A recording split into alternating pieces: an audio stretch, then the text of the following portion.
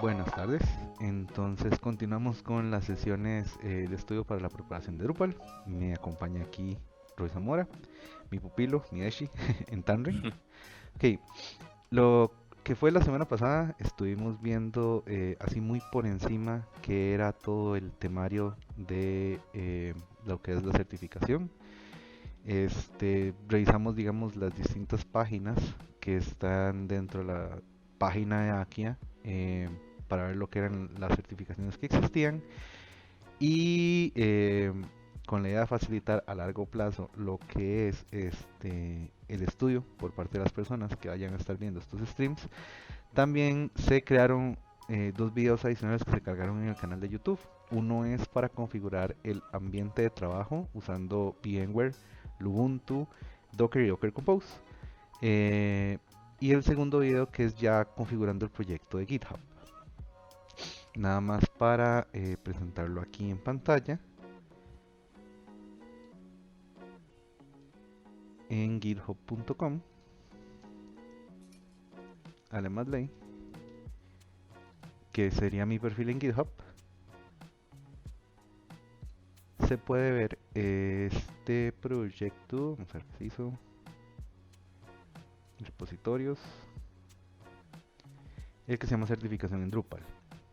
El segundo video que se cargó en YouTube básicamente hace un vistazo general sobre cómo se configura todo esto, pero ya aquí está el proyecto disponible simplemente para descargarlo y comenzarlo a utilizar. Vamos a subirle un poco el tamaño de fuente para que se vea mejor. Ok. Y tal vez cambiar un poco esto para que no sea tan estirado hacia abajo. Ok. Entonces, básicamente todavía tengo que poner como que unos detalles acá en la descripción del proyecto. Pero básicamente el README eventualmente va a incluir lo que son los distintos comandos que utilizaremos para levantar los contenedores y demás. De igual manera, a lo largo de lo que va a ser el estudio que haremos hoy, pues tendré que correr los contenedores, entonces ahí lo verán en ejecución. Roy, ¿cómo te ha ido? Esta semana preparándote para ya lo que es el training oficial. Todo está súper bien, más bien con tareas que hemos tenido de sobre Drupal y así en estos días diciendo que ha ido demasiado bien, con algunas cosillas que hemos hecho para clientes y así, entonces todo súper bien. Muy bien, muy bien. Ok, entonces va a ser más bien un ligero cambio acá en la interfaz para que se vea por aquello. Algo que también estoy haciendo con la intención de poder ver mejor la interacción en caso de que alguien se conecte al stream es que habilité el chat de Twitch como parte de la interfaz que está viendo. Entonces en cualquier momento si alguien coloca algún comentario pues se va a ver en la parte derecha de la pantalla por encima de todo como una especie de overlay transparente. Ok, entonces de momento no parece haber nadie. Eh, Comenzamos entonces con el estudio. Ok, entonces la vez pasada lo que estuvimos viendo es que en la página de Akia ya ellos tienen una sección específicamente orientada a lo que es la certificación. Y dentro de esta está esta sección específica, este bloque donde viene el enlace para comenzar a prepararse.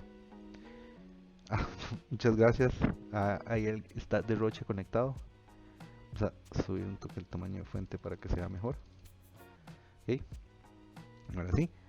Entonces, algo vacilón que nos dimos cuenta justamente hoy es que cuando entramos a la página aquí ellos parecen estar teniendo un problema en el file system porque hay algunos archivos que no se están copiando. Pero bueno, tal vez en el momento en que ustedes ingresen a la página esto se vaya a ver mejor. Eh, ok, nosotros teníamos lo que era la certificación de Site Builder, que es con la que vamos a comenzar. Esto nos va a llevar aquí a las guías de estudio.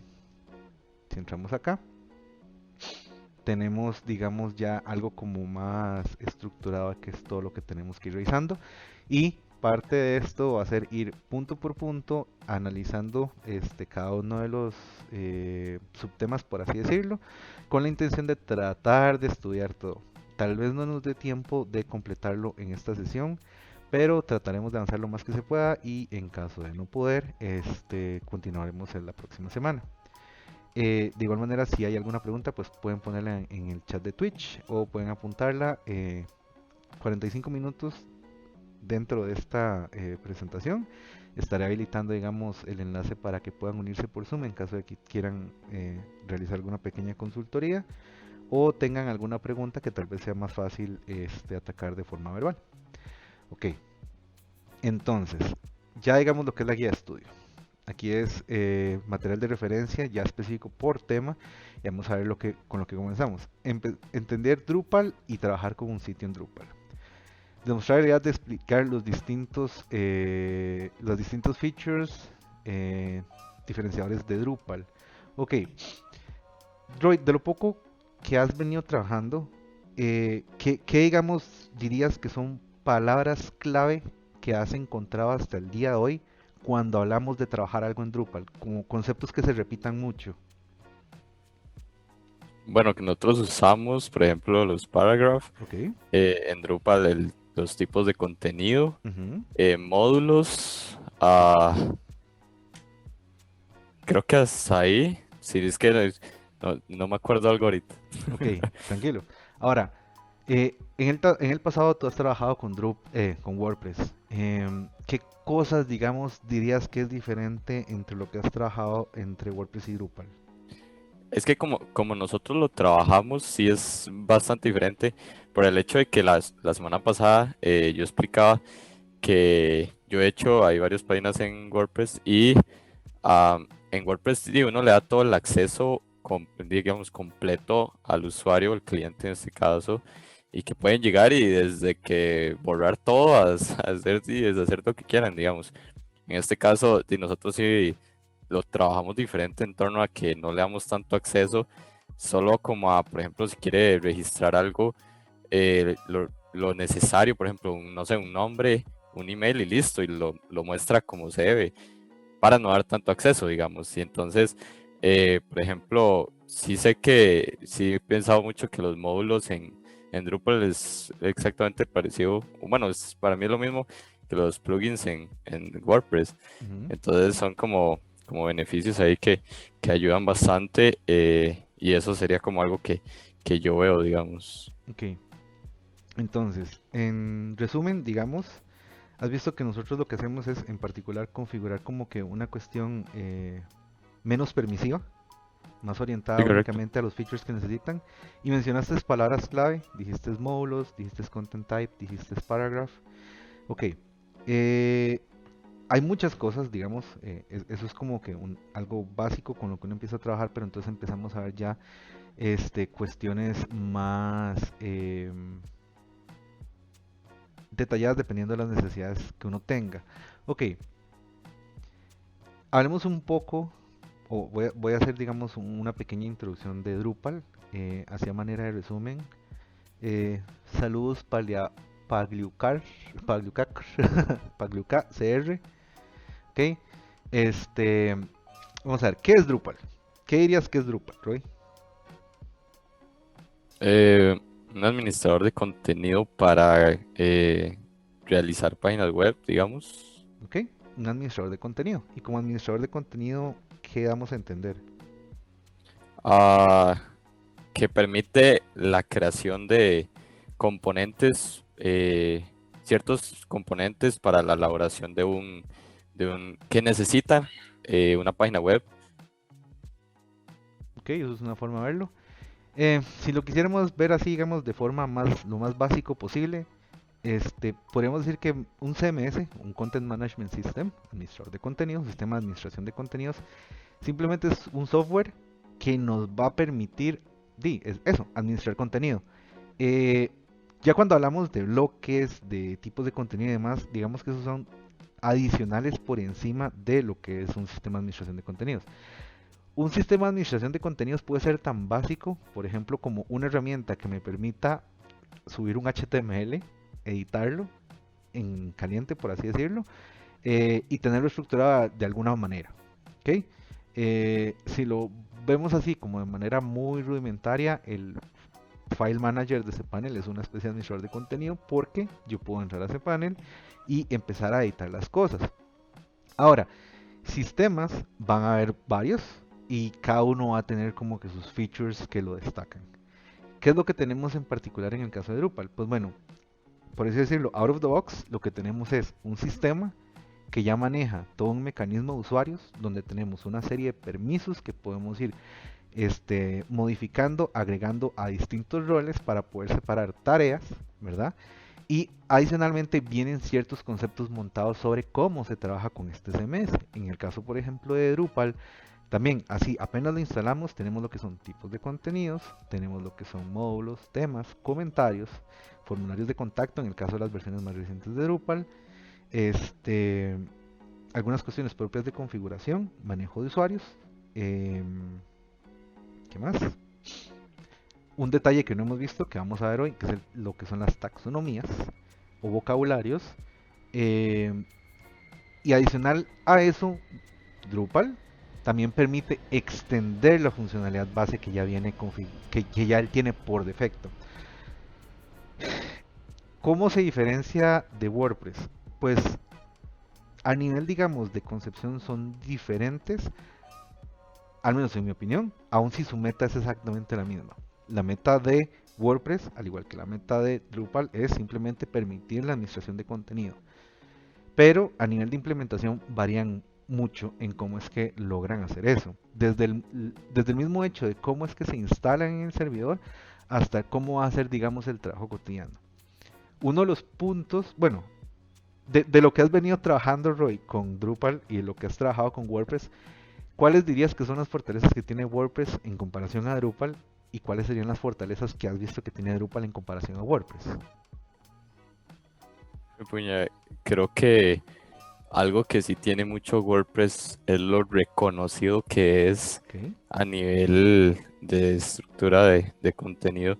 Porque, por ejemplo, cuando empecé a trabajar con Drupal y así, la verdad nunca en mi vida lo había escuchado. Uh-huh. En AU, por ejemplo, uno llega, en mi caso, cuando he recibido las clases, de vez en cuando se puede llegar y se escucha de WordPress, se escucha varias cosas, pero por ejemplo en la U, en mi caso, nunca había escuchado de Drupal. Okay. Creo que eso es una gran ventaja que tiene WordPress en torno a comparación con Drupal por la popularidad, por decirlo así, o por lo general que digamos que se ve, digamos, en las personas, en los creadores y así de contenido, que sí se nombra mucho WordPress en este caso. Y, bueno, por ejemplo, ahí lo que tienes ahí. Y así, digamos, entonces, por ejemplo, eso sí lo había escuchado. Okay. De Wix, por ejemplo, que lo estoy viendo ahí, que de hecho está bajo de Drupal. Sí, debajo de Drupal. Sí, uno lo escucha, pero por videos, por anuncios, digamos, que uno ve, por ejemplo, en YouTube o algo así. Todos los Pero, advertisements.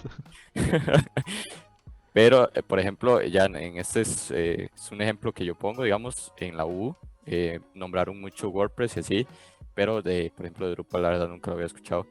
Y ya en contenido, creo que como se administran los contenidos, diría que WordPress y Drupal, los dos, son tranquilos, son amigables con el usuario. Nada más, como todo, creo que hay que aprender a usarlo, digamos, porque las primeras veces es como complicado, digamos.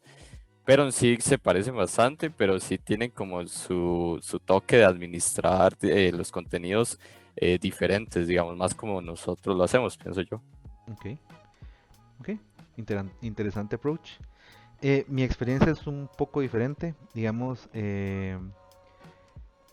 normalmente, y ya esto es una cuestión de años, una de las primeras cosas que uno ve en la calle es que existe una curva de aprendizaje muy alta en lo que es Drupal.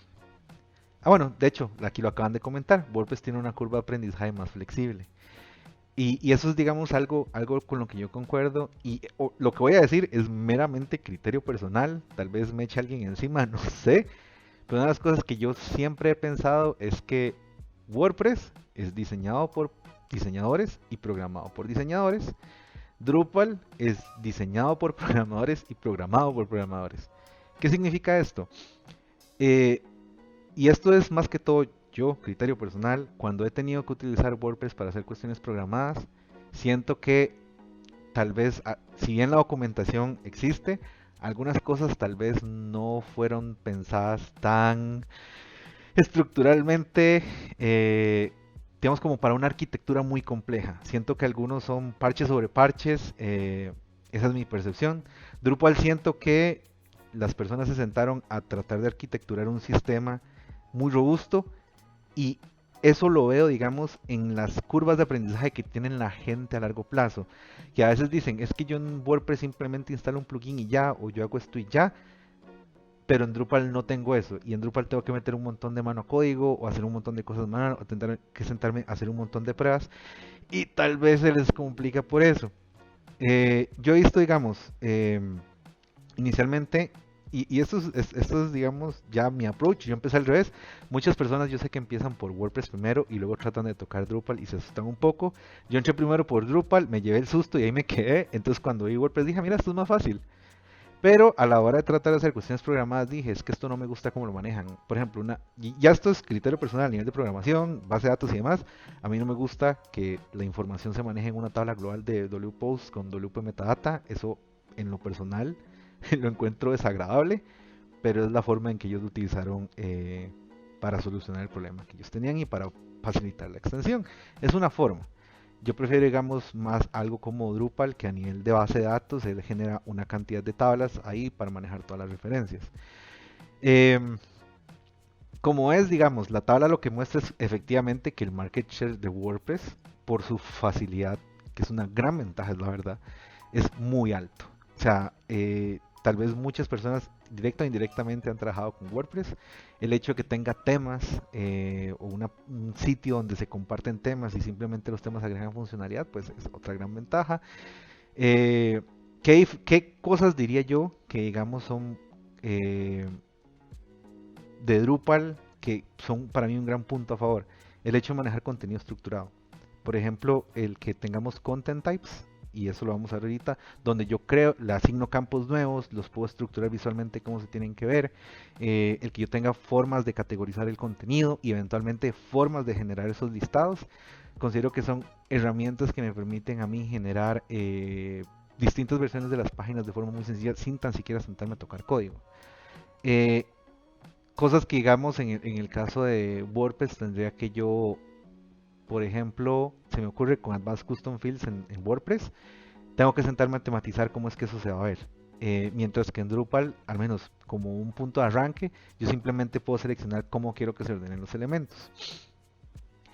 Eh, a nivel, digamos, de programación, hmm, yo diría que tal vez ya esto va a depender de la experiencia que la persona tenga programando y de la experiencia que tenga leyendo documentación, porque tal vez en algunos casos los programadores se tratan de mandar así de un solo, sin buscar, sin leer la documentación, y muchas veces la documentación tiene las respuestas.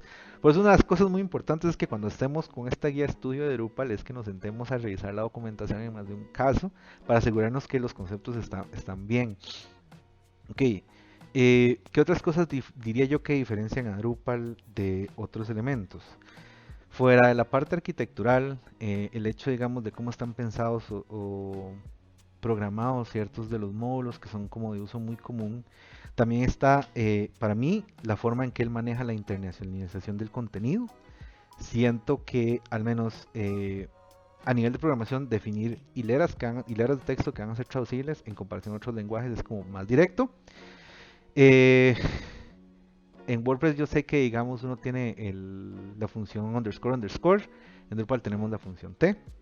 eh, pero, digamos, al menos el uso que yo le he venido dando siento como que es más directo tener la interfaz de traducción. Y tal vez esto puede ser desconocimiento de parte mía. Pero siento que es más fácil tener la interfaz de traducción por un lado, digamos, cuando creo una hilera de texto en una plantilla. Y por otro lado, digamos, lo que es ya las capacidades de traducción del sitio cuando estoy creando configuración, que desde la misma interfaz yo puedo habilitar esas cuestiones. Vamos a ver qué pusieron acá. Drupal se usa para sitios que requieren más complejidad. Sí, no significa que con WordPress no se pueda. He visto casos, solo que definitivamente no es tan fácil. Tienen que hacer como que muchos hacks cuando van a usar un sitio en WordPress, o al menos lo que he visto de empresas o personas que utilizan WordPress para hacer sitios complejos es que hay bastantes cuestiones o que a mí me huelen a hack. Tal vez sea nuevamente falta de experiencia, pero es la percepción que yo tengo. Exactamente, Drupal es igual de amplio que WordPress, correcto. A final de cuentas, ambas herramientas, dependiendo de lo que haga el programador, van a permitir hacer mil cantidad de cosas. Ok. Si eventualmente, digamos, alguien tiene algún comentario de qué otras cosas diferencian a Drupal sobre otros CMS, pues pueden anotarlo. Otra cosa, bueno, ya pensando en lo que es Drupal 8, Drupal 9, tenemos el uso del framework Symfony para manejar todo lo que son las solicitudes web. Eso es un cambio muy importante que hubo de Drupal 7 a Drupal 8. Previamente en Drupal 7 teníamos un montón de clases internas. En el caso de Drupal 8 hicieron un overhaul y dijeron quitemos todo esto y usemos algo que ya más bien una comunidad grande está utilizando, y por eso seleccionaron Symfony como framework.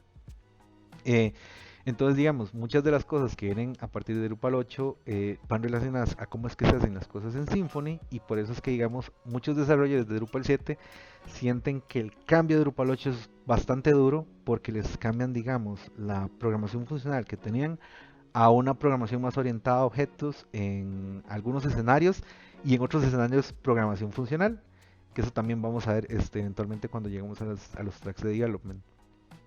Ok. Em, no sé si se me ocurre alguna otra cosa en este punto. Mencioné lo que son las vistas. Vamos a ver, dice en seguridad. Drupal no tiene comparación con otros CMS. Pues no he usado todos. Yo al menos siento que el hecho de que tengan un security board que esté constantemente haciendo revisiones de seguridad tanto a los módulos más utilizados como al mismo core de Drupal, que estén avisando primero un correo a los dueños de sitios en Drupal que se viene un fix importante que tienen que aplicar. Eso me parece sumamente valioso. Eh, Diría que tal vez a nivel de seguridad, pensando en el punto que pone Pagliuca, a nivel de seguridad pienso que tal vez es el hecho de que el repositorio de módulos de Drupal es un lugar centralizado, en el sentido de que sí, uno puede crear un módulo, uno lo sube ahí y otras personas pueden revisarlo, mientras que en el caso de WordPress, tal vez muchos plugins no están directamente en el repositorio, y a veces la gente, por tratar de buscar algo, instala lo primero que se ocurre y eso genera un backdoor, porque tal vez es un módulo que ya venía sucio, un plugin que venía sucio. Eh, esto podría decir que es una falla de seguridad de WordPress, pero también siento que es como que una falla de seguridad en el sentido de la persona que desarrolla el sitio en WordPress. Que muchas veces, como WordPress es tan sencillo, también digamos, bueno, sencillo, ¿verdad? Porque también tiene su curva de aprendizaje, no lo voy a negar. Tal vez muchas veces simplemente le dicen al cliente, tome, aquí está su sitio web, y le dan permisos de todo, y la persona simplemente empieza a tirar todo lo que se les ocurra, precisamente porque tal vez desde el puro inicio WordPress no tiene como un mecanismo tan fuerte en cuanto a permisos, o si lo tiene lo desconozco, sobre cómo se pueden administrar distintas secciones del sitio. Si son criterios muy personales, no lo voy a negar, pero es lo que al menos yo veo. Que también, digamos, es algo que mencionaba Roy en uno de los puntos, que él ha visto que cuando se entrega un sitio en WordPress, pues a veces el cliente simplemente puede hacer todo y no hay como que un fine grain control de eso. Ok, vamos a ver. Esto es lo que es, da un ejemplo de página, determinar qué es contenido versus bloque. Roy, aquí en esta página que estoy, ¿qué es un contenido y qué es un bloque? Ah, ok. Ok, vamos entonces más básico todavía. ¿Te acuerdas que he dicho yo los bloques la vez pasada o no? Sí, me acuerdo que usted había dicho algo, pero no me acuerdo exactamente qué era, digamos. Ok. Eh, y esto va a ser también mucho dependiendo de la persona que construya el sitio. Obviamente se puede discutir. Pero vamos a definir bloques en Drupal como elementos que pueden moverse en distintas regiones de la página, que tal vez no son la carnita de la página, no es lo más importante que tiene esa página. Entonces, por ejemplo, yo aquí entro en este URL del Study Guide y el contenido más relevante, o sea, la sección que verdaderamente le da significado a esta página es toda esta cuestión que dice guía de estudio. Del puro principio al puro final, eso es, por así decirlo, lo propio de esta página. Esta página obviamente no solo está compuesta de esta sección, tenemos una sección a la izquierda y tenemos una sección a la derecha, las cuales en este caso, digamos, ya trabajando constantemente uno puede decir, son las regiones. ¿Ok? En las regiones yo puedo tener bloques y esos bloques yo los puedo mover. ¿Ok? Eh, por ejemplo, tengo este bloque de acá que probablemente es un buscador junto con lo que es un icono de movernos al home. Tenemos un menú de navegación, tenemos una referencia a PowerBat Kitbook y este otro lado tenemos otra región donde puedo tener un bloque también de navegación secundaria. Ok, ahora, la forma en que yo administro estos dentro de Drupal también va a ser completamente diferente. Tomando en cuenta que esto está powereado por otra cosa, claramente no está hecho en Drupal, al menos por lo que interpreto. Si esto estuviese hecho en Drupal, yo definiría tal vez un bloque que heredo a partir de un menú que existe en el sistema. Aquí tendría tal vez mi logo, mi sección de branding. Aquí tendría, ¿qué podría ser esto? Y también de sección de branding, el enlace al home. Y aquí un bloque de búsqueda. Esto probablemente sea un content type, no de tipo, qué sé yo, página principal. Y aquí tendría otro bloque secundario generado a partir de un módulo de menú, digamos. Entonces, son ejercicios que podemos ir viendo, digamos, a la hora de hacer un sitio o a la hora de ir navegando sitios, tratar de definir, ok, ¿cómo haría yo este sitio? Esto sería un content type. ¿Y qué tendría ese content type? Este content type tendría tal campo de tipo imagen, de tipo texto, de tipo numérico, con un radio, tal vez un media gallery. Ya digamos, parte del ejercicio que tenemos que ir haciendo nosotros es tratar de agarrar un diseño y decir, ok, ¿cómo yo estructuraría esto en Drupal? ¿Por qué yo esto lo pondría como un content type? ¿O por qué yo utilizaría paragraphs? Paragraphs no es nativo de Drupal, por así decirlo, porque nos parte del core, pero es algo que permite extender Drupal. Eso también lo vamos a ver. No estoy seguro si va a ser parte de lo que es el track, pero siempre es bueno, digamos, tenerlo como una herramienta. Vamos a ver un momento los comentarios que pusieron. El configuration management para administrar las configuraciones de Drupal es fantástico y creo que no lo tiene WordPress. Esto nos permite optimizar el trabajo en equipo. Ok, de Rocha, correcto. Es una de las cosas que, digamos, yo adoro más y eso se ve más que todo a la hora de hacer, digamos, lo que son los deployments. Roy, esto del configuration management, ¿lo entiendes? ¿Tienes idea de dónde lo has usado?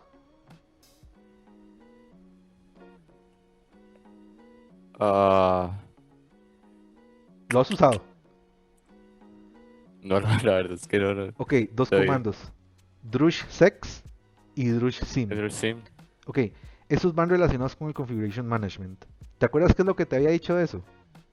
Cuando estuvimos trabajando lo de coherence. sí, como, ¿a qué es lo que hace, digamos? O a Ajá, drush-sex y drush-sim, ¿qué es lo que hacía? exportar e importar configuración. Correcto. ¿Y por qué te dije que eso era importante?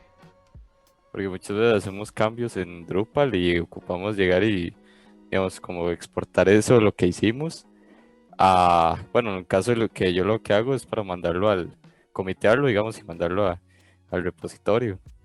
Ok, por ahí va. Digamos que la explicación más detallada sería el configuration management de Drupal, y muchas gracias por anotarlo de Rocha. Es para nosotros asombroso en el sentido de que cuando nosotros ocupamos hacer cambios de configuración en producción o en un ambiente de pruebas, cuando estamos desarrollando algo, por ejemplo, si quisiéramos hacer algo como eso en WordPress, básicamente se me ocurre, eh, tenemos que ir al ambiente de staging y hacer una serie de pasos manuales donde hacemos la configuración correspondiente. Por ejemplo, si vamos a hacer un, qué sé yo, eh, voy a poner un escenario que trabajé hace poco, un Gravity Form.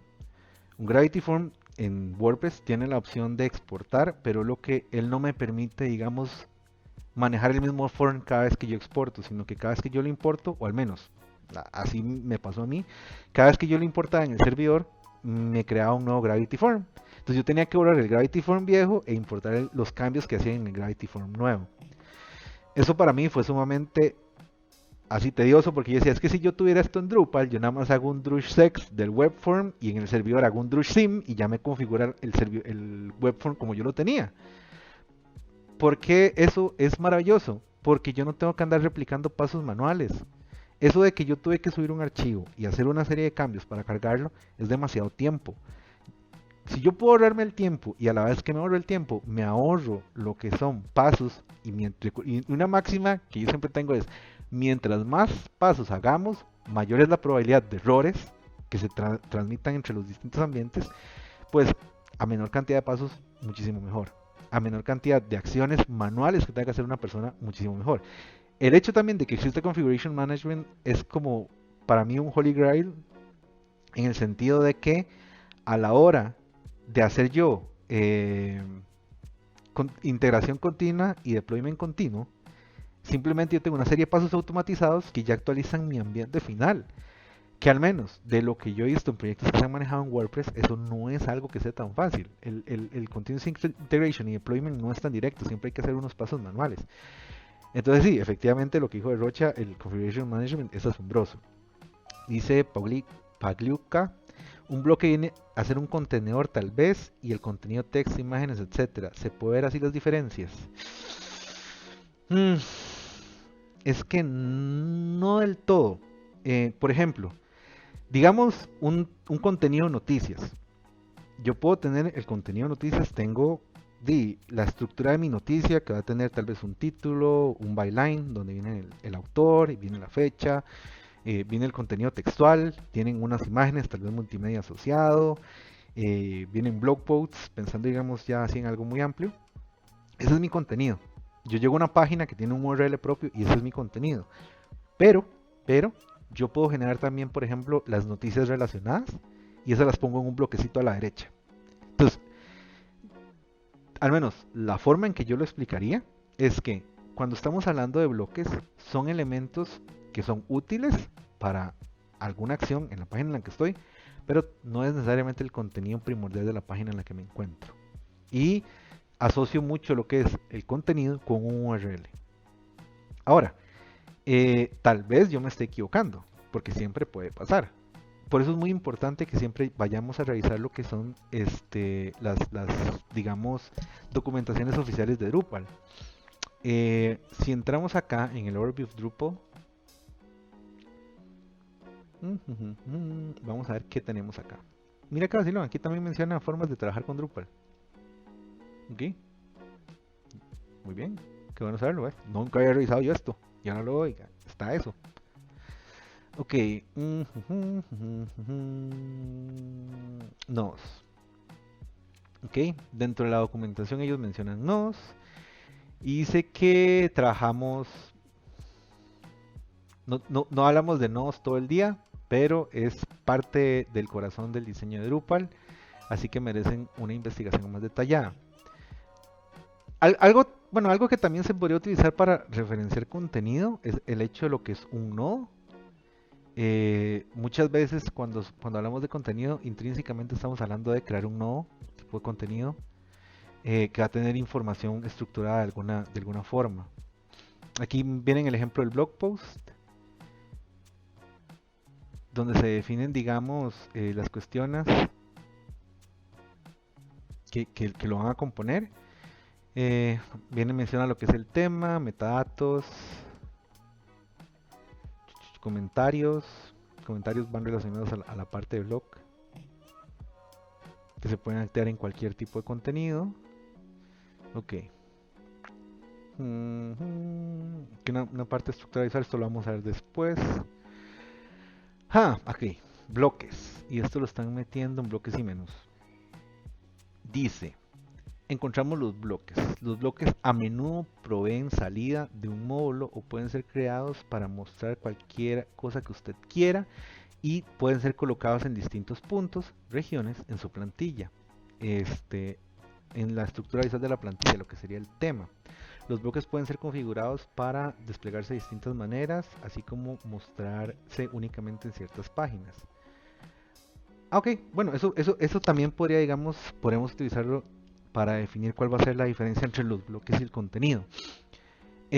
Usualmente el contenido, como contenido principal, únicamente se va a poder ver en un URL, o debería verse únicamente en un URL si pensamos en SEO a largo plazo, mientras que los bloques vamos a tener reglas de cuándo se tienen que ver y cuándo no. Por ejemplo, cuando yo inicio sesión en alguna página, una de las cosas muy importantes que yo voy a tener es un menú específicamente para mí como usuario registrado. Que si yo no estoy registrado o no he iniciado sesión, simplemente no voy a ver eso. Voy a ver un menú o un bloque que es completamente diferente. Por ejemplo, si entro a Drupal.org, yo veo este bloque acá donde tengo un login y un create account. A la hora de yo ingresar, entonces ya aquí el bloque cambió, ya muestra un menú completamente diferente. Muestra, digamos, mi foto de perfil de Drupal, va a mi dashboard y mi dashboard ya es una página de contenido que solo puedo ver yo asociado a mi información, pero hay información que se repite, como el bloque de menú, que probablemente esté en una región de header. Si nos ponemos a ver un poco más a detalle el código que está implementado, y esto, digamos, uno lo puede ir viendo de sitios que están ya hechos en Drupal, uno puede como que tratar de ir navegando a través de la plantilla para tratar de identificar cómo hicieron ciertas cuestiones. Entonces, por ejemplo, yo tengo aquí un div nav header que tiene un div class menu nav y viene todo esto. Vamos a ver, esto parece estar oculto, ok, y digamos, probablemente este sea un menú de mobile y este ya es el menú, el bloque correspondiente, ok. Algo, digamos, que podemos ir viendo a nivel de plantilla es que cuando tenemos un div class que tiene un region, va a tener el region number. Entonces, ya ahí con experiencia uno dice, ok, esto en realidad es un region que se llama navigation, está definido en el archivo del tema, y ese region tiene 3 bloques. Y aquí yo los puedo identificar, digamos, cómo es que ellos los están manejando. Un bloque es el bloque del menú principal, otro bloque es el bloque del formulario de búsqueda, y luego el del menú del usuario. Estos bloques van a estar disponibles, pero cada bloque va a tener sus reglas de cuándo se tiene que ver y cómo se tiene que ver. Mientras que el contenido de la página, que ya es este contenido de acá, es algo que solo se va a ver en esa página. Tal vez yo pueda ver pedazos de esta página en otras páginas también como bloques, pero no va a ser nunca, o no debería ser el contenido principal, porque nuevamente, si pensamos desde un punto de vista de SEO, el contenido de cada página, al menos el principal, debería ser único. Vamos a ver qué más pusieron. La web de Drupal todavía está en Drupal 7. Tal vez. Vamos a ver qué dice acá. Generator. Ah, lo quitaron. Es altamente probable que sí. Probablemente sí. No, en algunos casos, uno de los tags que uno puede buscar es la palabra generator. Porque no es la misma, sí. Generator lo tiran algunos CMS que indican si está hecho en Drupal 7, Drupal 8, Drupal 9 o WordPress. En algunos casos lo pueden quitar, digamos, como para tratar de ocultarlo, pero hay ciertas pistas que uno visualmente puede usar para hacer que un sitio esté hecho en Drupal o WordPress. Digamos, por ejemplo, la ubicación de ciertos archivos. Cuando uno ve este tipo de estructuras, uno dice, no, eso es Drupal. Normalmente uno en un WordPress va a ver como una carpeta WP Content. Dice, la web de Drupal creo que todavía está en Drupal 7. Ya yo uso Wapalizer, ya te confirmo. Wapalizer, ¿qué es Wapalizer? Nunca lo había escuchado. Ok. Ok, pero sí. Creo que tal vez lo que puedo intentar hacer luego es dentro del mismo repositorio en GitHub como que tratar de ir acomodando pequeñas notas sobre los distintos conceptos para ver si eso nos va ayudando. De momento, Roy, no sé si tienes alguna pregunta, si tal vez algo no está del todo claro. O sea, yo sé que yo lo hablo así como si fuera cualquier cosa porque yo tengo toda la vida en esta vara, pero tal vez algo no te haya quedado muy claro o tal vez algo necesites como que te lo explique diferente, no sé. Bueno, no, no, hasta el momento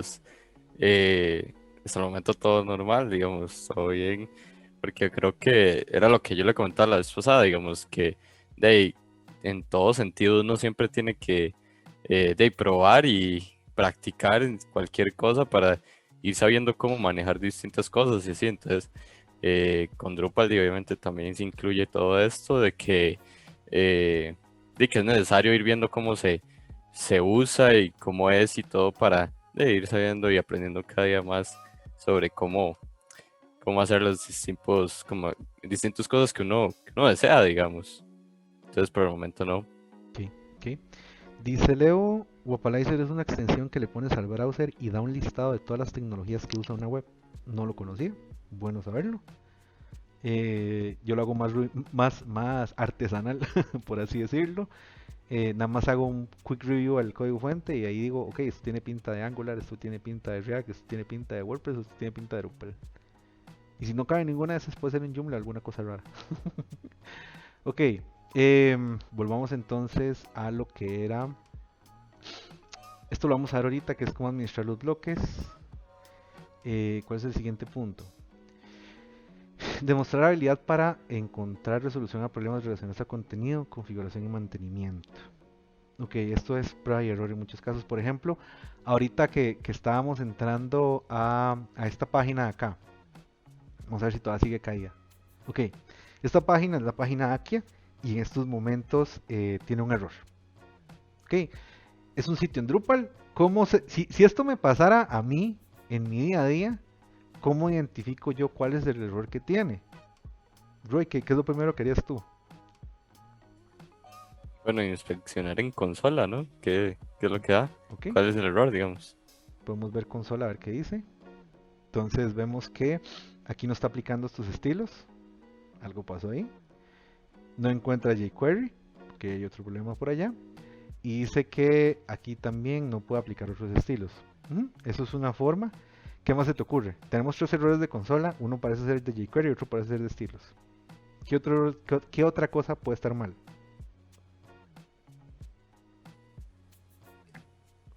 Eh, Podría decir que tal vez, es que no sé, el caché, algo así, digamos, también pensaría. Ok, muy O, bien. Caché es una de las primeras cosas que tenemos que pensar que puede estar malas. Ok, ¿qué más? no, básicamente esas dos, sí. Ok. Derrocha menciona algo importante. Podemos ver el debug de Drupal en el database log. Puede estar, si está configurado en el sitio y está habilitada la opción, el database log nos puede permitir ver un listado de los últimos errores o advertencias que pueden pasar en un sitio en Drupal. En este caso es más sencillo porque pareciera como que tienen habilitados los mensajes de error en el sitio. No sé por qué, es algo que normalmente uno desactiva, pero lo tienen activo. Ok, y entonces aquí estamos viendo que está tirando unos mensajes de error. Dice que el archivo especificado en la ruta temporales no puede ser copiado porque el destino directorio no está configurado adecuadamente. Esto puede causar problemas en los permisos de directorio. Esto puede ser causado por problemas en los permisos de directorio o archivos. Para más información, visite la bitácora del sistema. Ok, leyendo ese mensaje, a mí se me pueden ocurrir varias cosas rápidas. Número uno, algo pasó en el file system y no se puede tener, le cambiaron los permisos a la carpeta de files. Correcto, eso mismo. Un chmod 777, bueno, en este caso no parece que sea de la carpeta temp, porque dice que no puede ser copiado. O sea, lo creó en la carpeta temporales, pero el directorio de destino, que debería ser nuestro size default files, por ejemplo, que es uno de los más comunes, parece no tener los permisos correspondientes. Es decir, un chmod, pero a la carpeta a la carpeta esta. Ahora, eso también va a variar, o sea, estamos asumiendo que es la configuración más sencilla de Drupal, donde tengo un Drupal monolítico en un servidor web, ¿verdad? Donde está la misma base de datos y la carpeta de files está en el mismo disco duro. Configuraciones de Drupal pueden haber muchas. Por ejemplo, algo que podría pasar, y no tenemos más detalles, algo que podría pasar es que la carpeta de destino sea una carpeta de un share file system, algo, algo remoto, algo en Samba, algo en S3. Así de buenas a primeras no sabemos cómo está hecho. Habría que sentarse a ver, eso va a depender del sitio. Pero si nos vamos efectivamente a la versión más básica de cómo podría tener uno un sitio en Drupal configurado, lo más probable es que la carpeta de Sites Default Files o la carpeta correspondiente donde se mueven los archivos finales tiene un problema de permisos. O tal vez se la borraron. Es simplemente, en este caso, poner atención a lo que dice el mensaje y ya conforme uno va teniendo experiencia sabe dónde es que están ubicadas esas carpetas, que es algo que se define, digamos, durante la fase de instalación de Drupal. Ok. Puede ser algo más, efectivamente podría ser algo más, digamos, en el peor de los casos podría ser algo de código, algo que se metió mal, dudaría que sea el caso con ellos, pero tal vez cuando uno está empezando a trabajar con esto puede ser un error de uno, capa 8 humano. Eh, Tal vez algo pasó durante el proceso de deployment que cambió los permisos de los archivos. Nuevamente, son cosas que vamos viendo conforme vayamos trabajando con Drupal y ya eventualmente uno va agarrando más experiencia de todo lo que podría salir mal, digamos, de que podría ocasionar este problema. Pero básicamente son varios archivos, probablemente por ahí van los archivos de estilo que no se están cargando. Y si no me equivoco, el por qué el error dice que no puede aplicar el HTML como estilo es porque está volviendo un 404 o un 500 a la hora de cargar alguna de las hojas de estilo. Vamos a ver.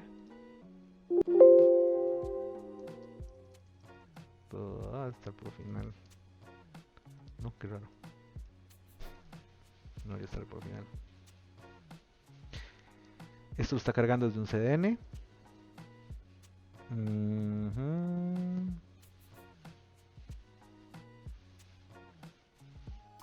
Aquí está. Bueno, en este caso va a peor el asunto porque no está ni siquiera poniendo exactamente la ruta del CSS que tiene que cargar, entonces está devolviendo a la página directa y como es HTML no está mostrando estilos. Sí, efectivamente esto tiene que estar relacionado al hecho de que la carpeta no tiene permisos porque cuando eso pasa las rutas del CSS las tira como si fueran el home. Ok. Ah, pues aquí está el generator. Es el que estaba mencionando hace rato. Aquí ya él nos dice que efectivamente, al menos el training de Akia, las guías de estudio, esa página está hecha en Drupal 7. Ok, devolvámonos entonces. Ahora, obviamente errores pueden haber mucho, errores pueden haber de plantilla, tal vez algo que configuraron mal, que programaron mal, algún campo que se eliminó. Eso son cosas que pueden pasar. Vamos a ver, entendiendo Drupal, entonces esto va a ser un recurso muy importante. Lo ideal sería darle una leída a las distintas cuestiones que ellos mencionan, cómo es que manejan, digamos, el overview de Drupal. En este caso, mencionan este flow, los datos, digamos, el contenido que vamos a tener estructurado en distintos medios como entidades. Los módulos que se encargan, digamos, de pegar muchas de esas cosas, bloques y menús, que son funcionalidades que se generan a partir de los módulos, permisos de usuario, que es el mecanismo de seguridad que nos permite tener un control muy granulado de cómo queremos que los distintos usuarios puedan interactuar con Drupal, y luego el Theme Engine, la capa de plantillas que se encargan de mostrar la información de acuerdo a cómo se defina. Entonces, es importante darle una leída a esto, en términos generales, para entender cómo es que se está manejando todo eso. Los temas, puedo tener varios temas activos cuando estoy trabajando con Drupal. Inclusive yo podría tener un Drupal que se vea diferente dependiendo del usuario que esté logueado, que son reglas que yo puedo utilizar tomando en cuenta, digamos, sobre lo que nos estamos montando. Ok. Recursos de Drupal 9, pues aquí vienen recursos generales. Ok, aquí mencionan esto de los números de versión. Vamos a leerlo rápidamente, a ver qué aprendemos. ¿Qué significan los números de versión? Ok. La compatibilidad del core. Ok. La versión de el Drupal core que tenemos y con qué versión de Drupal es compatible. Si está estable, en desarrollo, está en release. Si tiene parches. Ajá. Compatibilidad con el core. Ok, esto es el core compatibility, es algo que ponemos en los archivos.info y con base con eso sabemos para qué versión de Drupal estamos targeteando lo que estamos desarrollando. Para Drupal 8 se está utilizando versión semántica. Ok, importante. Esto es muy importante tenerlo en cuenta cuando estemos trabajando en Drupal porque eventualmente a la larga esto también nos podría afectar con los módulos con los que estemos trabajando. Dame un segundo para ver acá. Algo rápido.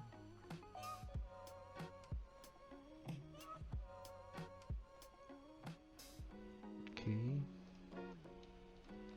Entonces, dice, de esta manera, la versión 8.8.1 de Drupal no va a ser totalmente compatible con las versiones anteriores, 8.2.5. Esto es muy importante tenerlo presente. ¿Por qué? Ok, a conforme han ido saliendo versiones de Drupal 8 y también de Drupal 9, ellos han ido agregando o quitando funcionalidades, que es cuando las marcan como deprecadas para eventualmente removerlas o cuando meten funcionalidades nuevas. Uno de los problemas iniciales que hubo cuando salió Drupal 8, o mejor dicho, cuando estuve trabajando inicialmente con Drupal 8, es que estaba el módulo Media Entity y el módulo Media, y básicamente tenía su configuración muy particular para manejar multimedia en los módulos o como entidades propias. Creo que fue a partir de la versión, y tal vez me equivoque, es lo que, como que el número que recuerdo, a partir de la versión 8.2 de Drupal, Media se volvió parte del núcleo.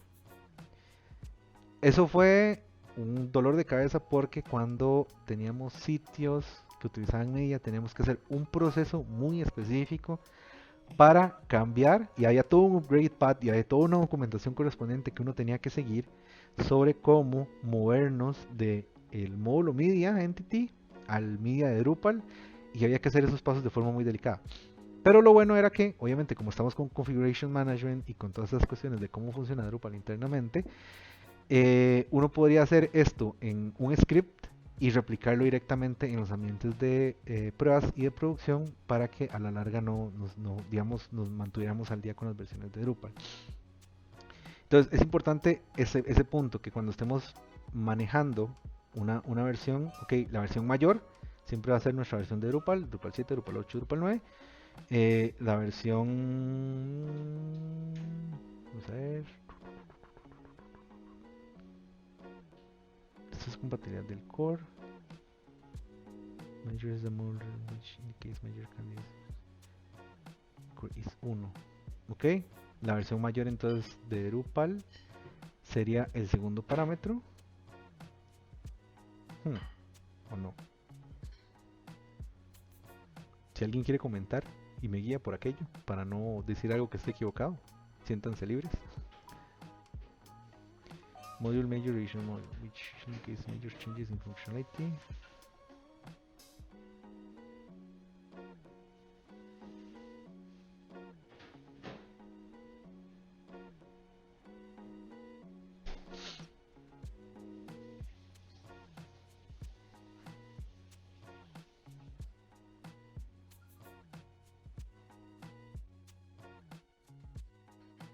Ok, entonces en este caso vienen los ejemplos para tratar de dar claridad a esto. Tenemos 8x10. Entonces tenemos la compatibilidad del core con 8x.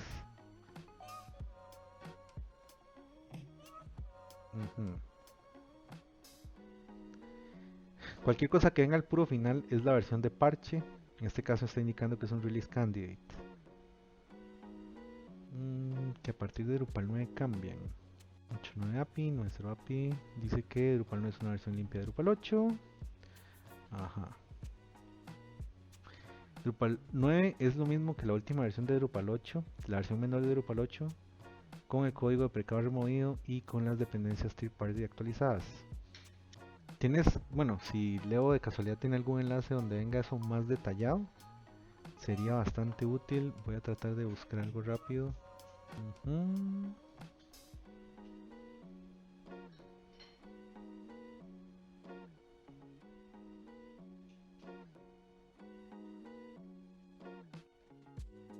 Ahí nos pasaron un enlace, vamos a utilizarlo. Muchas gracias. Entonces la compatibilidad del API, luego el mayor y después la menor. y el X sería entonces el nivel de parche. Ok, entonces.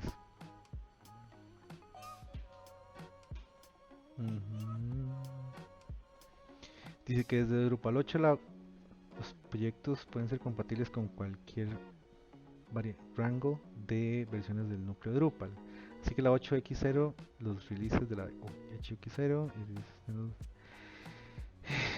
versionamiento semántico ocupan el mismo espacio para los números de versión. Dicho de otra manera, la 8.x-10 es efectivamente lo mismo que la 1.0.0.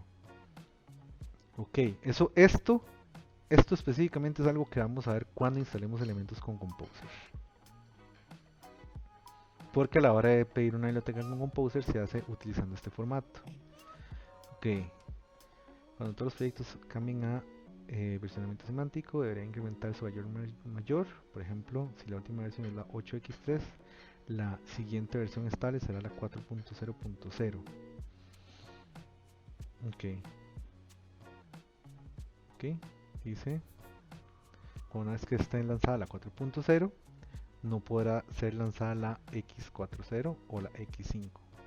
Ok, pero esto va más relacionado, digamos, a la hora de definir los módulos en el info correspondiente. Pero, la idea es esa. Entonces, actualmente Drupal utiliza este mecanismo para definir las versiones. Es lo que vamos a ver, por ejemplo.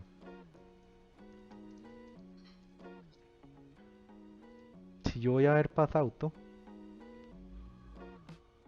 lo primero que yo voy a ver es esto acá, que dice que la versión es 8.x-1.8. A la hora de yo identificar esto con Composer, en realidad yo la que voy a pedir es la versión 1.8, que es lo que estamos manejando.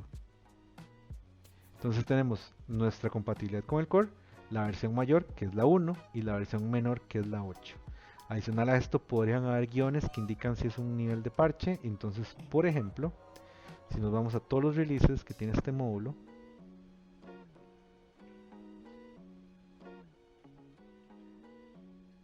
tengo aquí un nivel de parche que es 6 beta 1, 6 alfa 1, y aquí está ya el 6 oficial. Pudieron haber agregado un release candidate, que son los que van a decir RC. Que, bueno, es tal vez para las personas que no sepan,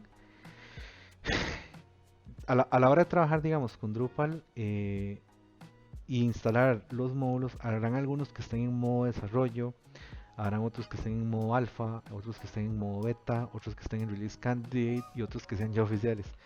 ¿Qué diablos significa toda esa terminología? Bueno, dev significa que le están haciendo cambios constantes, que se supone que la persona está haciendo tal vez merges de parches que la comunidad creó, que tal vez incluso le está agregando funcionalidad, que están siendo trabajados, uno esperaría, digamos, de forma constante.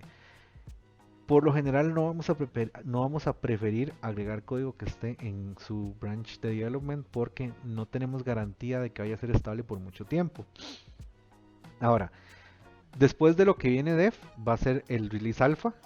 El alpha, digamos que sería como una primera versión de prueba oficial, un acercamiento a lo que eventualmente va a ser un beta. La idea es que en el alfa estamos diciendo, ok, esto está en un punto relativamente estable, todavía estamos haciendo ligeras modificaciones, pero al menos el código debería seguir esta estructura y las funcionalidades deberían ser de esta manera. Se pueden sacar varias versiones de alfa, pero nuevamente lo ideal no sería usar un alfa, porque tampoco hay garantía de que definitivamente vaya a ser oficial.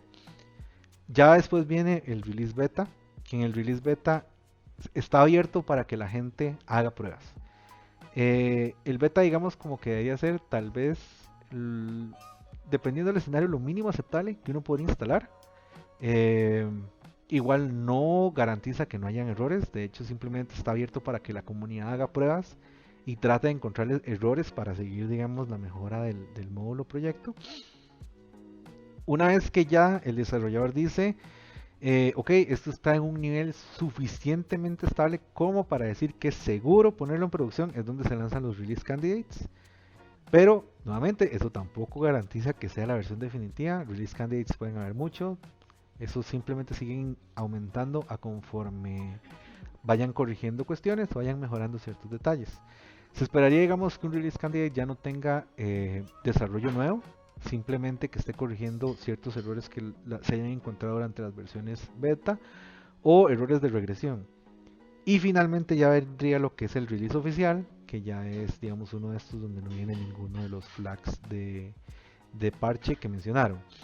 Pero entonces, a nivel de nomenclatura, lo que estamos viendo es que hay dos escenarios. Uno es la nomenclatura vieja, que es esta que tenemos acá, donde básicamente decimos cuál es la versión del núcleo a la que estamos haciendo match, y específicamente cuál es nuestra versión mayor y nuestra versión menor. Las versiones mayores pueden incluir cambios, lo que ellos llaman code breaking changes, que son cambios que podrían afectar cómo es que funciona un sitio. Como mencioné anteriormente, cuando Drupal pasó de la versión 8.1 a la versión 8.2 y se introdujo media, hubo que hacer varios cambios importantes para poder actualizar el sitio, que de no hacerse podrían hacer que el sitio simplemente se rompiera a la hora de ejecutar. Entonces, básicamente eso es lo que quiere decir que en PathAuto, cuando lancen la versión 2.0 de PathAuto, podrían haber cambios que revienten el sitio. Y entonces, una de las cosas muy importantes que uno tiene que hacer a la hora de actualizar un módulo es sentarse a leer la documentación correspondiente del módulo. Usualmente en la misma página del módulo, los desarrolladores van a poner cierta información. Por ejemplo, si van a actualizar a tal versión, asegúrense de que tienen todo esto. Entonces es importante siempre darle una leída para asegurarse que uno no va a cometer una torta meramente por no leer. Y, ok, y que entonces tenemos ese formato de nomenclatura, pero que a partir de ahora vamos a manejar una versión más semántica, que básicamente lo que dice es que los módulos deberían ser compatibles con cualquier rango a partir de 8 en adelante de los módulos, y que a futuro vamos a utilizar esta nomenclatura, pero que esta nomenclatura hace match de una forma a esta nomenclatura. Entonces, por ejemplo, lo que están diciendo es que 1.0, y nos enfocamos en lo que viene a partir de la X, hace match a la futura versión 1.0.0, y básicamente que una vez que los desarrolladores del núcleo o los desarrolladores del módulo cambien a este formato de versiones, los siguientes releases que lancen no van a poder seguir este formato, sino que tienen que seguir el nuevo formato. Muchas gracias, Leo, por el enlace. Es bueno tener ese apoyo, la verdad. Ya con esto tenemos algo importante. Yo ahorita no sé cómo hacer el examen, pero ya sabemos, en este punto ya sabemos cómo es que funciona la nomenclatura de las versiones. Entonces, muchas gracias por eso. Hijo, pucha, son las 5. Qué rápido. Ok, entonces voy a colocar en el chat de Twitch el enlace al Zoom en caso de que alguien quiera conectarse, comentar algo o utilizar los espacios de consultoría, mientras esperamos a que alguien se conecte. Si es que alguien se conecta, continuamos avanzando con el espacio de estudio. Entonces, un momento nada más en el canal de Twitch, que entonces este es el enlace de Zoom. Cualquier persona que esté viendo la transmisión, pues siéntase libre de conectarse y comentar algo si quieren, o hacer alguna pregunta sobre lo que estén trabajando. Roy, no sé si tienes algo que agregar por ahora, si tienes alguna pregunta o si todo va claro. No, por el momento todo estaba bien, digamos. En sí, más que todo, eso era lo que digamos, que usted comentó ahorita que usted no sabe cómo es el examen ni nada, entonces eso es como lo que uno piensa, digamos, cómo puede venir las preguntas y todo esto, digamos, desarrollado todo el examen en sí, es algo que sí me quedó mucho, digamos, cuando se lo dijo. Ok.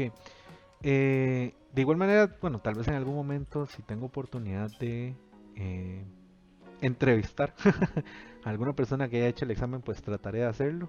Estaría Por chido, lo la verdad. menos para ver, digamos, cuál es la experiencia que ha tenido. Y de igual manera, en algún momento yo voy a ser el primero que se va a mandar al agua. Entonces, cuando llegue el momento, yo también hablaré de cómo es. Algo que me parece es que uno paga el examen y tiene una oportunidad para fallarlo, digamos, pensando de forma negativa. Entonces, con el mismo pago, porque es un pago caro, uno tiene una segunda oportunidad como para volver a hacerlo en caso de que falle. Pero la misma información indica que hay una nota, un passing grade. Vamos a ver, eso está acá. Una nota de 68, digamos, para pasar lo que es el examen. Ok, entonces digamos, en este caso son 50 preguntas que vendrán de, por decirlo así, selección única o selección múltiple, en la cual se va a seleccionar la que haga más sentido, pero básicamente parece ser eso, elección múltiple o respuesta múltiple. Entonces, nuevamente, cuando haga el examen o si logro entrevistar a alguien, si a alguien le interesa dar su punto de vista, pues lo hacemos. Ok, entonces, de igual manera, siempre es bueno como que darle una leída a estos enlaces que vienen en la guía de estudio. Esto lo voy a colocar también en el chat de Twitch, por si alguien no lo tiene. Ok, tenemos entonces los números de versiones. Vamos a ver los requerimientos del sistema. Ok, requerimientos del navegador, del motor de base de datos, del servidor web, requisitos de PHP, de OpenSSL y limitaciones de 32 bits. Ok, si bien es cierto, Drupal va a hacer soporte a estos, si ustedes están desarrollando un tema propio, obviamente las limitantes de los browsers que ustedes les dan soporte va a depender de las tecnologías que ustedes utilicen. Obviamente va a ser muy diferente darle, qué sé yo, soporte a Internet Explorer 11 con ciertas funcionalidades de Flex cuando ya el navegador simplemente no es capaz de renderizarlas, en comparación a si ustedes simplemente están utilizándolo con floats, por ejemplo. Entonces, esto es lo que Drupal soporta en su mayoría, pero también el tema que ustedes instalen o programen va a tener un soporte para esas tecnologías. Ok, política, módulos contribuidos. Requisitos del sistema de base de datos, MySQL, MariaDB o Percona es lo que recomiendan. Se puede con una versión de PostgreSQL, SQLite y otros servidores de base de datos. Yo les voy a ser honesto. Por experiencia personal, traten siempre de hacerlo con la versión recomendada. Si bien es cierto se puede manejar en otros motores de base de datos, pues el desarrollo principal se da sobre las versiones recomendadas. Yo he visto escenarios donde lo logran instalar sin problemas en SQL Server, en Postgres. Ya esos, digamos, sistemas tienen su propia sintaxis y tendrán sus propias herramientas. Lo que diría es que, al menos en experiencia personal, en mi día a día, MariaDB, MySQL, y es donde van a encontrar menos problemas. Pero se pueden otros. A final de cuentas, dentro de los conectores de base de datos, como utiliza un framework, Symfony, que no estoy seguro si la parte de conexión de base de datos se maneja desde Symfony, yo imaginaría que sí. Pues a partir de ahí se manejan todo lo que son los connection strings, los queries, para realizar, digamos, las distintas consultas que se manejan. Ok, en cuanto al servidor web, mencionan lo que son los permisos. Ok, como vimos en el error anterior, que estaba presentando el sitio de Akia, si la carpeta de files donde estamos mandando los archivos finales no tiene permisos, pues obviamente va a haber un problema. Eso es parte de la configuración del servidor web. Si la carpeta temporales tampoco tiene lo que son los permisos, eso es parte de la configuración web. Si están usando Apache o Nginx, pues tienen que tener cierta configuración específica para poder usar Drupal de forma ideal. Ok. Si nosotros vemos este URL que aparece acá, es un URL muy bonito. Donde yo tengo doc system requirements, ¿verdad? Eso me hace match a una página. Vamos a ver. Si encuentro el node ID de esta página. Ok. En Drupal, y en este caso es un Drupal 7 como hemos visto anteriormente, yo puedo hacer algo como esto. Y me tiene que redirigir a esa misma página con el URL bonito. No lo hizo. Ok. Pero, teniendo el Node ID, yo puedo utilizar la ruta de Node y llegar directamente a la página utilizando otro formato. Ahora, yo también podría venir y, si no está configurado para hacer el redireccionamiento, puedo hacer algo como esto. Creo que era así. Ok, ahí está. Entonces, esto se podría considerar un pequeño problema de SEO porque tengo tres rutas diferentes que me están llevando a la misma página. Lo ideal sería que independientemente del formato que yo reciba esta página, siempre me redirija a esta ruta. Ok, eso se hace a partir de un módulo de redirect, pero a lo que iba yo, digamos que es un punto muy importante, es que esta ruta que está acá es como normalmente Drupal lo va a manejar, pero es a través de un archivo que se llama htaccess, que está definido en el código de Drupal, que se definen ciertas reglas. Esas reglas dependen, en el caso de Apache, de un módulo de Apache que se llama mod rewrite.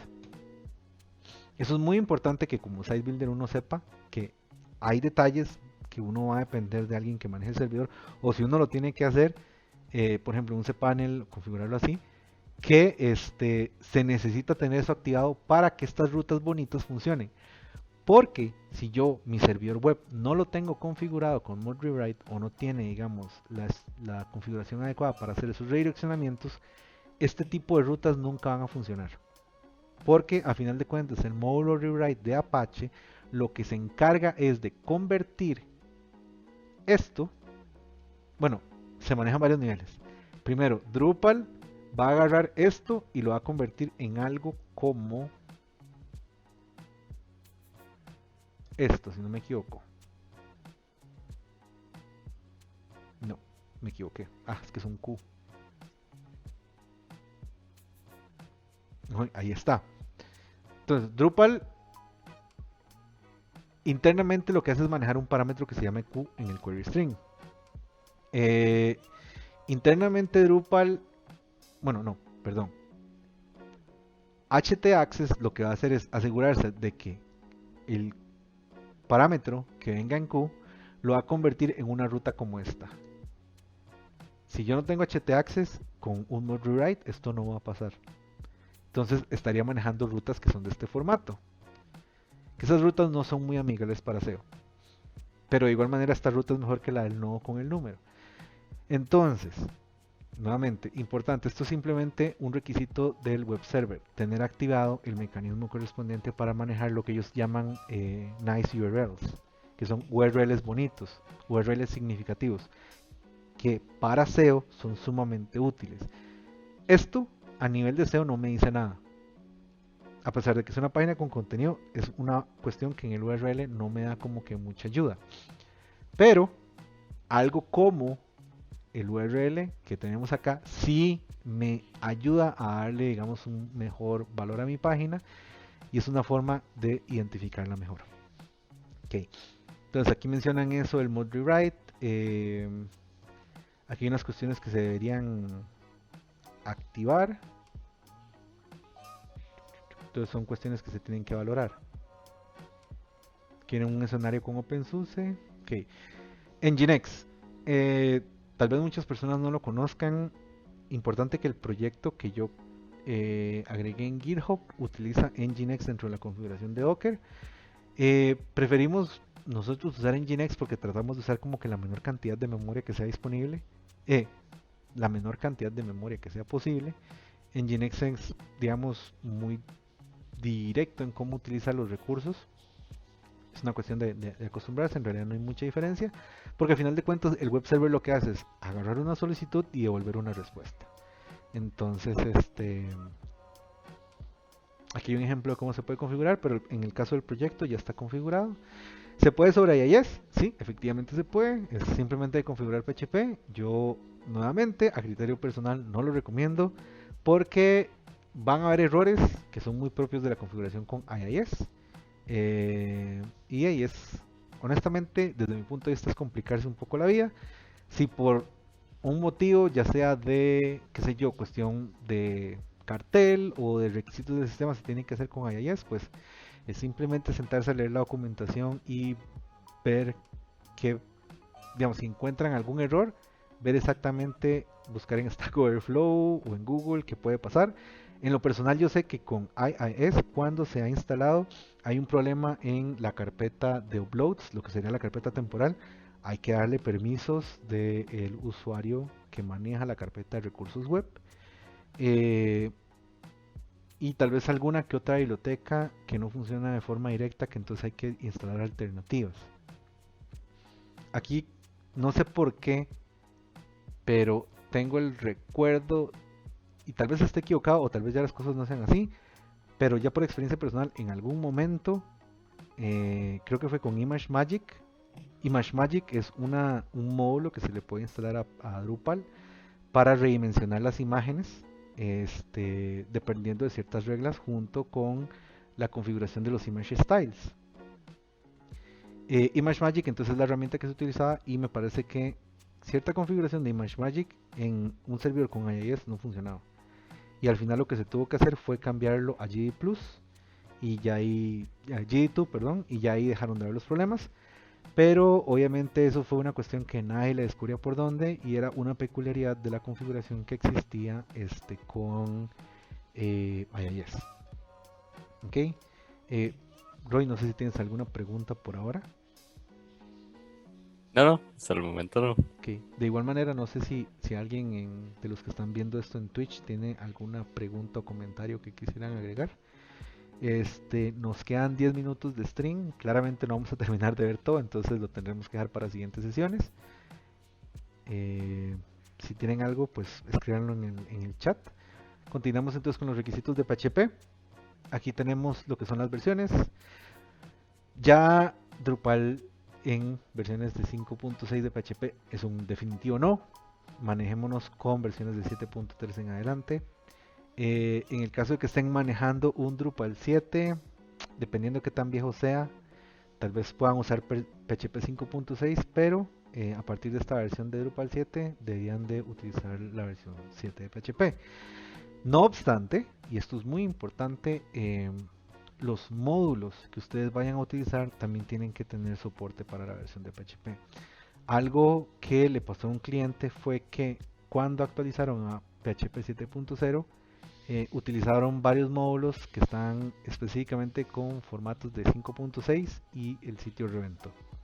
Entonces es un detalle que tienen que tener en cuenta para Drupal 7. De igual manera ya deberíamos estar trabajando en Drupal 8 como mínimo. Ok, las versiones recomendadas. Extensiones que se necesitan. Las extensiones van a depender de cómo lo queramos configurar. Obviamente si vamos a usar Postgres tenemos que tener la extensión de Postgres en PHP. Ya esto, digamos, en el proyecto que tenemos de prueba, no es necesario configurarlo.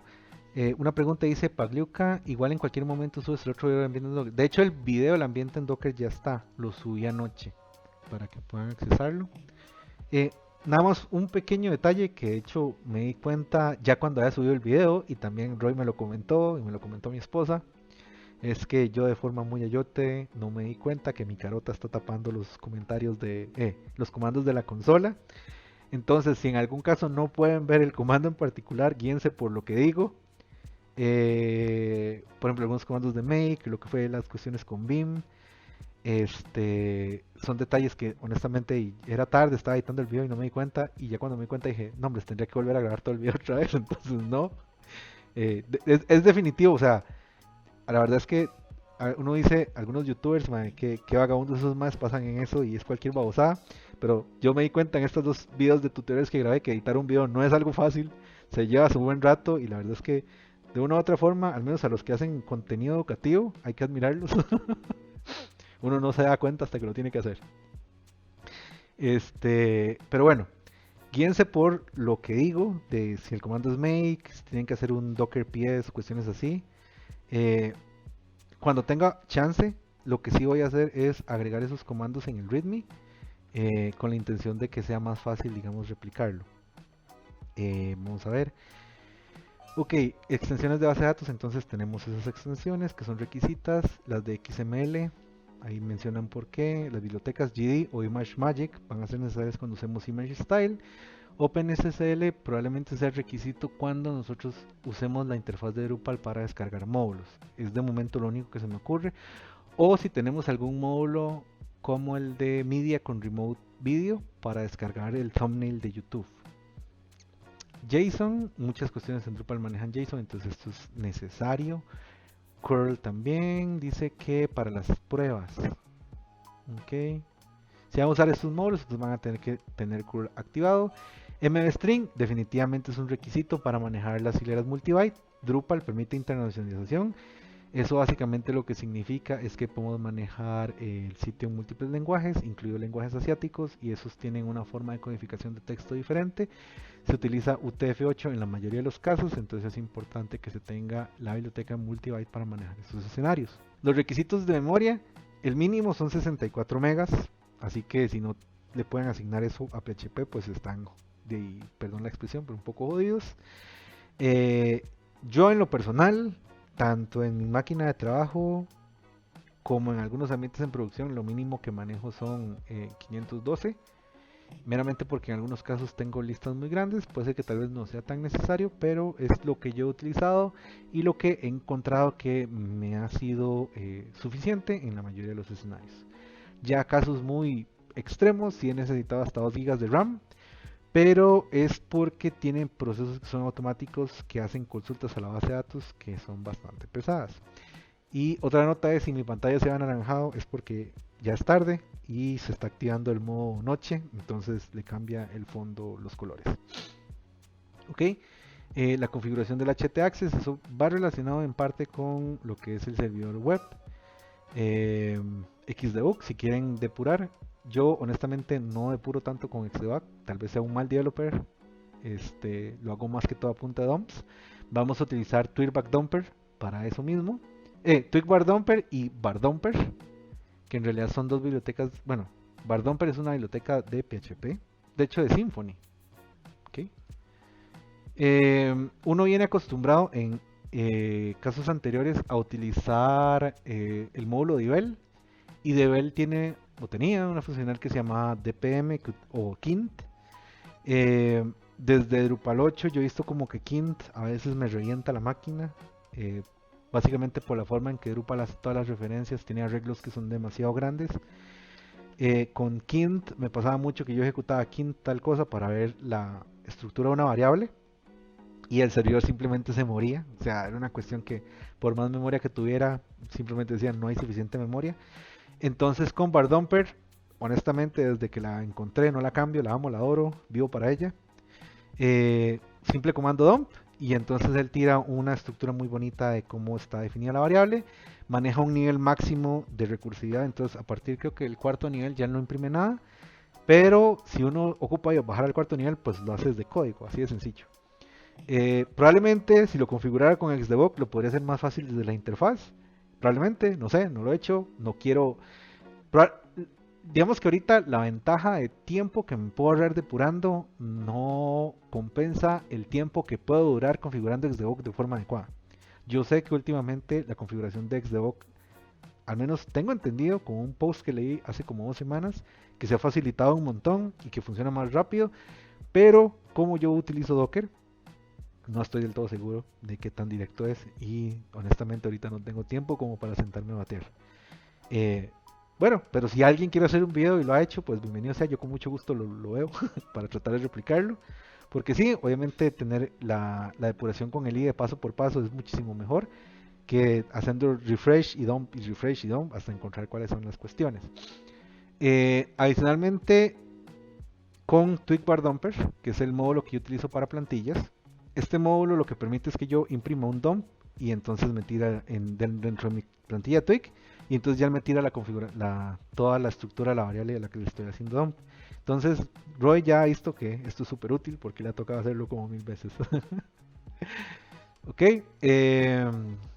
y eso, bueno, aquí vienen conceptos, requisitos del servidor. Espacio de disco, obviamente si yo voy a tener muchos archivos cargados, pues ahí voy a necesitar eso. Cuando se compilen y minifiquen los archivos de CSS, pues también eso va a estar ahí en cuenta. Recomendaciones generales para lo que son los distintos ambientes en los que podría tener configurado. Entonces ya dimos una buena leída de eso. Aquí viene lo OpenSSL. Verificar que el sitio se pueda conectar a internet. Los certificados de seguridad. Esto viene haciendo mucho de DevOps. No quiero entrar tanto en detalle porque eso es otra caja de Pandora. Creo que diría que lo más importante es simplemente asegurarse que puedan hacer solicitudes de curl con PHP y que no les dé ningún problema, y en caso de que les dé algún problema, pues sentarse a ver cómo lo configuran. Si están utilizando algún sistema de hospedaje, enviar un ticket de soporte nada más para que le activen eso. Creo que en la mayoría de los casos, por ejemplo, un cPanel estándar debería tenerlo. Limitaciones de 32 bits, no utilicen 32 bits en la medida de lo posible. Ahí se arregla eso. ¿Qué más? Entonces ya aquí vimos esto en términos generales. Vamos con los conceptos generales de Drupal. Y bueno, no. Esto lo comenzaríamos a dejar para la siguiente etapa. Para la siguiente sesión. Ya son las 5:30. Ya se venció el tiempo que tenía asignado para esto por hoy. Diría entonces que si pueden, se metan entonces al enlace del Site Builder, de la guía de Site Building, y le den una leída rápida a los conceptos generales. Es algo que vamos entonces a analizar la semana que viene.